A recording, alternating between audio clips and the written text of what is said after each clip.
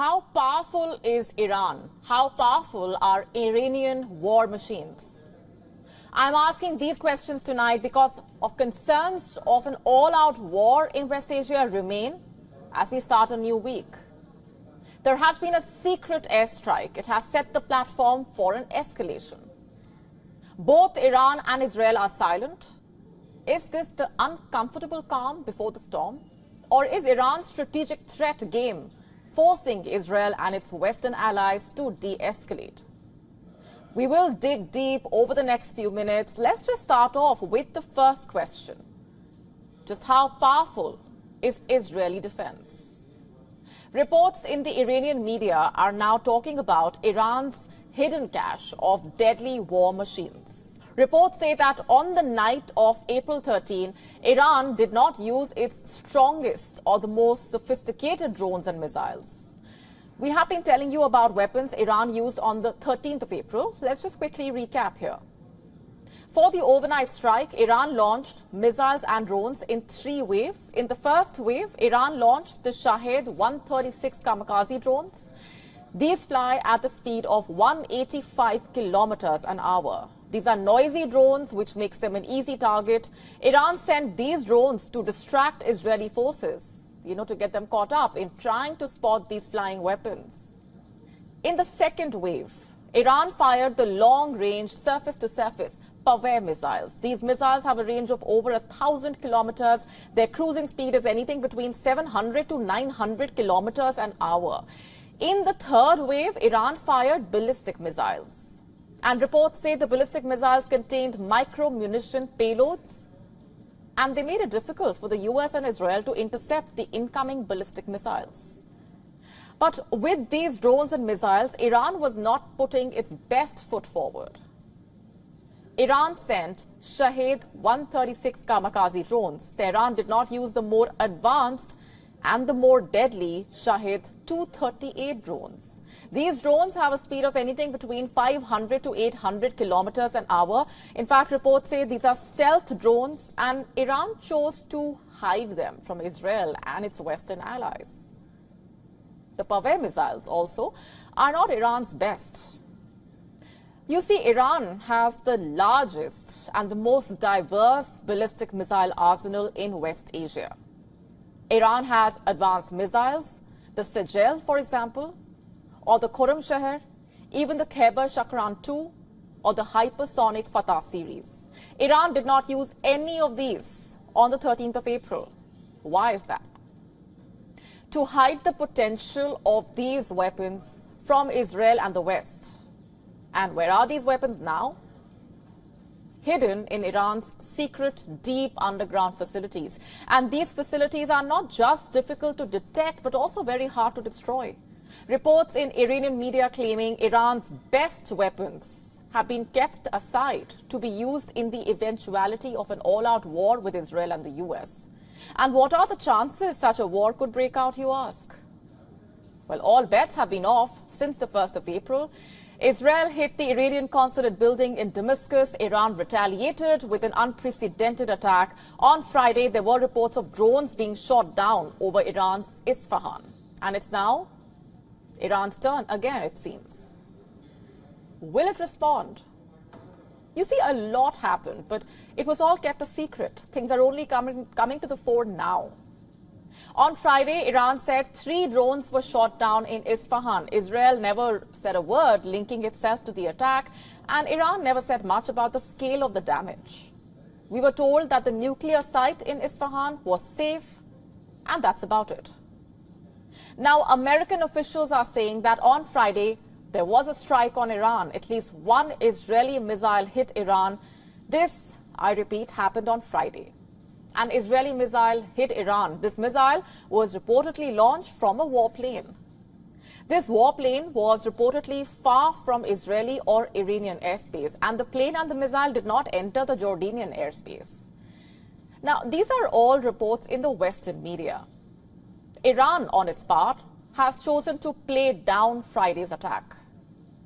But Western media reports that Israel managed to strike a Russian-origin S-300 missile system. The missile system was stationed at the Isfahan International Airport. The BBC reports that the radar of the S-300 defense system has been damaged. FYI, the radar's job is to guide the surface-to-air missiles. And the extent of the damage is not known. We are being told that the missile launchers of the S-300 system are intact. Russia delivered this S-300 defense system to Iran in the year 2016. Israel reportedly used a high-tech missile and it was able to evade Iran's radar system. Iran, again, is not confirming any of this. Iranian media is focusing on the country's secret weapon. The Tasnim news agency that is reporting about the hidden cache about Iran's secret missiles is associated with the Islamic Revolutionary Guard Corps, or the IRGC. And through it, Iran is clearly trying to send a message that it is capable of much more. Now, you may ask, is the world taking Iran seriously? You see, Iran is brilliant in playing the strategic threat game, and world powers know this. The Wall Street Journal reports that the scale of Iran's attack on April 13 left the Biden administration shocked. U.S. President Joe Biden and his national security team quickly assembled in the White House Situation Room. They watched Iran's weapons cruising towards Israel. The report says the U.S. officials were scared that Israel's Western allies may not be able to stop the assault. You know why? Because never before had they been faced with the task to intercept 300 plus incoming drones, cruise missiles, ballistic missiles. U.S. officials were confident that they could help counter around 50 ballistic missiles, but what they were met with were 170 drones, 30 cruise missiles, 120 ballistic missiles. The White House did not know if Israel's missile defenses and the coalition could do the job. U.S. officials were left scrambling, drawing up defense plans. One of the plans involved Saudi Arabian warplanes and Jordanian warplanes defending their airspaces.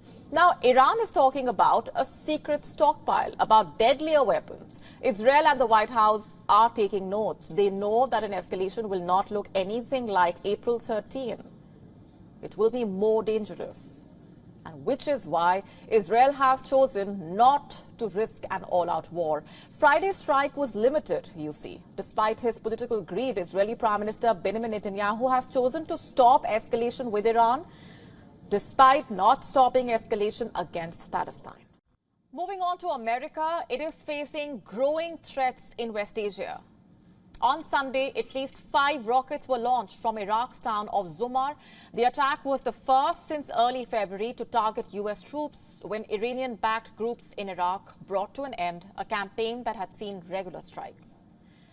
The resumed hostilities, in fact, came a day after Iraqi Prime Minister Mohammad Shia al-Sudani returned from a visit to the U.S., where he met with the President, Joe Biden.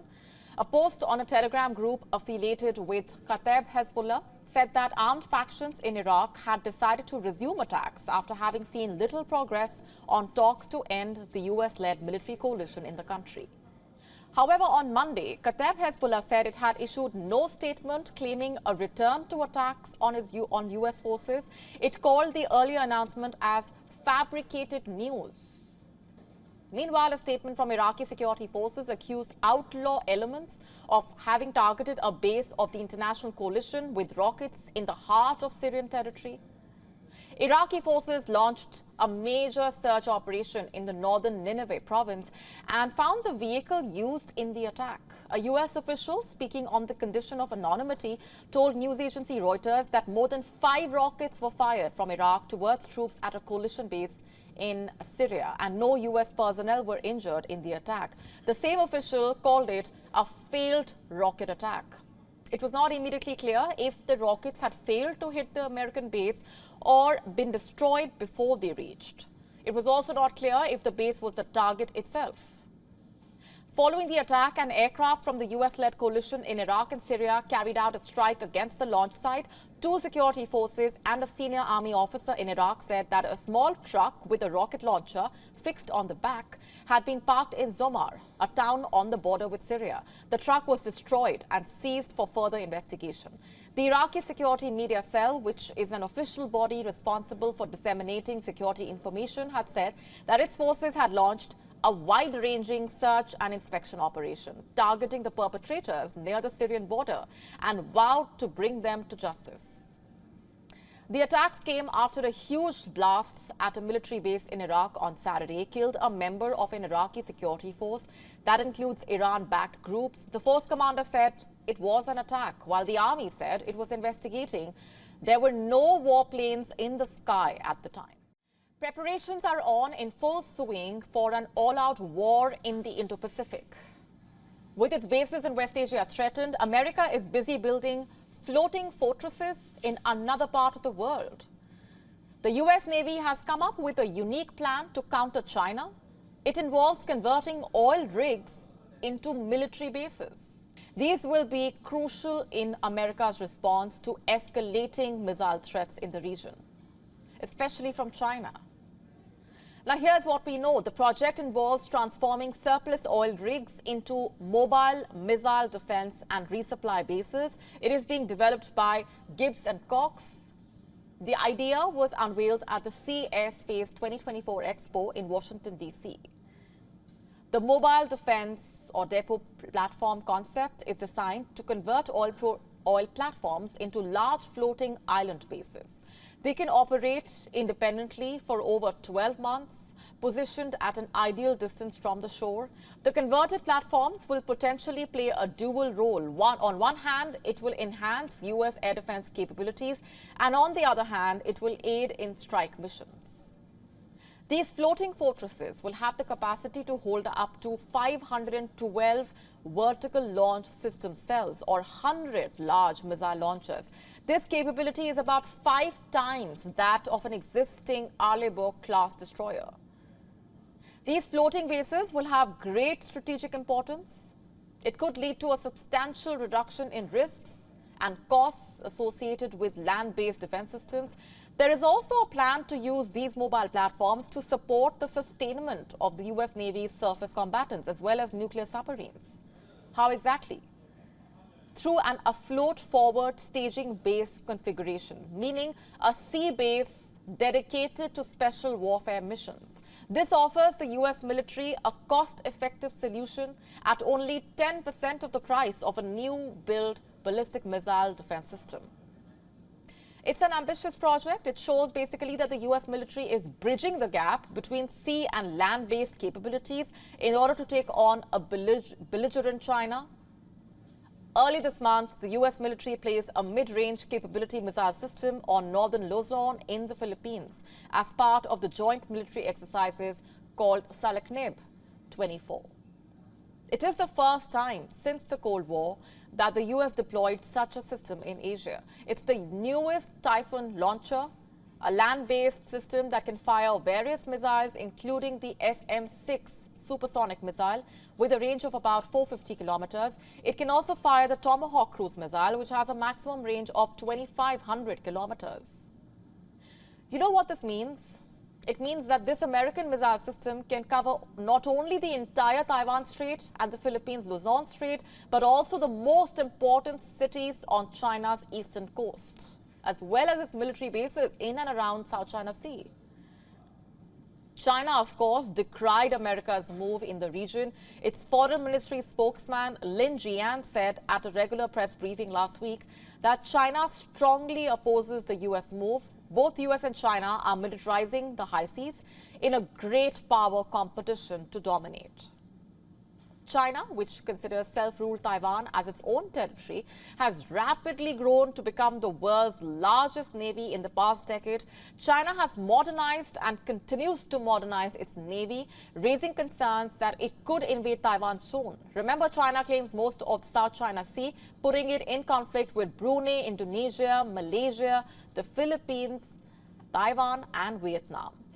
And with the US also boosting its military ties in Asia, the stage is set, it seems, for a military confrontation in the South China Sea and the Indo-Pacific.